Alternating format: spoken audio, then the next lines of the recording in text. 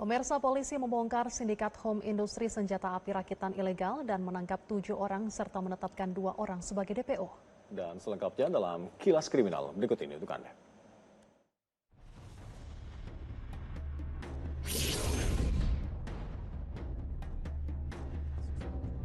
Polda Metro Jaya mengungkap kasus home industri penjualan senjata api rakitan ilegal yang berlokasi di Bandung, Jawa Barat. 5 orang tersangka telah ditahan Polda Metro Jaya, sementara 2 orang lainnya masih dilakukan pengejaran dan masuk dalam daftar pencarian orang atau DPO. Dari pengungkapan kasus ini, polisi menyita barang bukti berupa 20 pucuk senjata ilegal dan 233 butir peluru. Selain itu, peralatan yang digunakan untuk membuat maupun memodifikasi senjata turut diamankan polisi.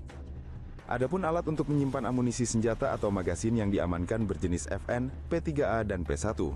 Untuk jenis peluru, mulai dari kaliber 9 hingga 38 mm.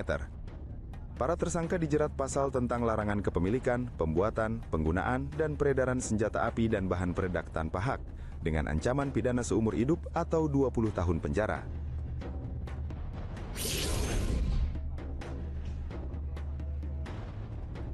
Buronan kasus perampokan dan pembunuhan sadis di Sibiu, Rumania, Costinel Zuleam ditangkap NCB Interpol Indonesia bersama Polda Bali dan Polres Denpasar.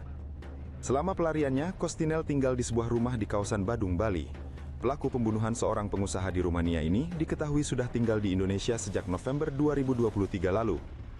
Otoritas penegak hukum Indonesia mendeteksi keberadaan Costinel dan membuat laporan kepada NCB Interpol. Selama pelarian, pelaku menyamarkan identitasnya dengan membaur bersama warga sekitar. Costinel tercatat pernah bepergian ke Kuala Lumpur dan tidak terdeteksi pihak bandara hingga kembali lagi ke Indonesia.